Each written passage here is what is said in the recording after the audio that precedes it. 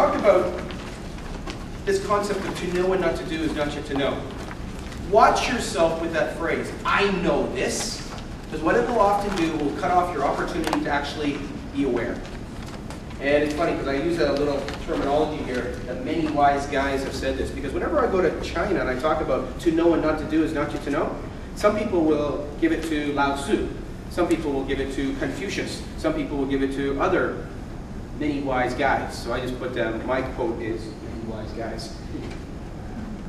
This is the template we've used throughout the weekend. It allows us to go from this current state to desired state. Many of the areas that we've looked at, what do you want, what do you really want, this idea of developing rapport and sensory acuity. And it's just so fantastic when you can just come up with 2 or 3 steps that allow people to get these breakthroughs to go through the limitations. I just find that awareness is such a key component in everything we do. Awareness. Because it does have that element of being aware, yet can you really, really, really know it 100%? That's the part that I'm curious about. Rapport, we spent quite a bit of time about rapport. It really is about trust. Trust is about trusting ourselves and therefore being able to develop trusting relationships with others. And it's an ability to play and have fun. You have to really be able to shift ourselves so that we can develop rapport with people that might be totally different than us from the outside. Yet my experience has been from the inside, probably very similar to us. It's just the way that they display it. We talked about the love languages, which again is wonderful to just share this idea that different people like to be loved in different ways. The book references 5 Love Languages by Dr. Jared Chapman.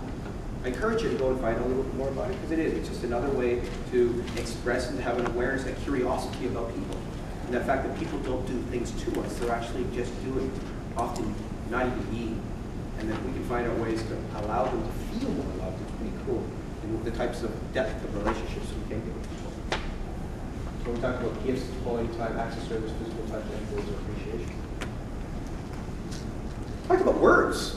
A lot about words. In fact, one of the gifts that I was actually, people have shared with me is one of my gifts is words. And in fact, there's this concept called word medicine man. And it's something that I really, when I first heard it, I loved it because words can heal. Just like I've shared a little bit about B-I-T-C-H. Often if we shift the word, sometimes it can have incredible healing. Just like we've heard that the word love can be incredibly healing for people. So again, developing a curiosity about words can allow us to have a lot of magic. And in fact, if you think about magic, what's often used to create magic? It's words, it's spells. In fact, that's probably why they called it spelling in the first place. The problem, I guess I find, is that a lot of the spells put us to sleep.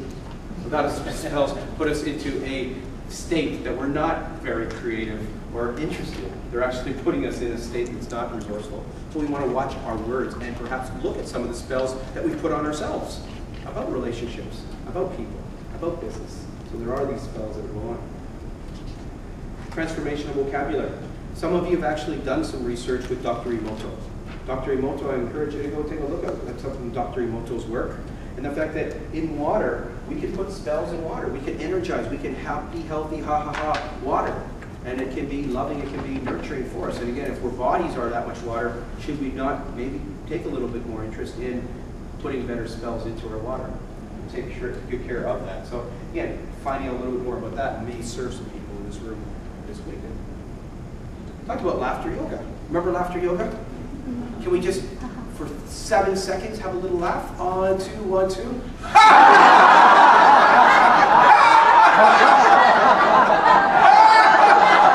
Again, it's just so refreshing to just do that wherever you are. People might think your outrage is crazy. You want to know? Yes! Yes!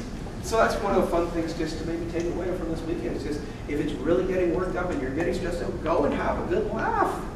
I find if you don't laugh, you're going to cry anyway, so it's a great dynamic.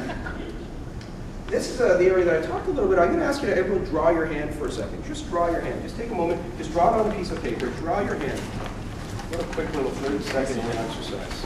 Just draw your hand.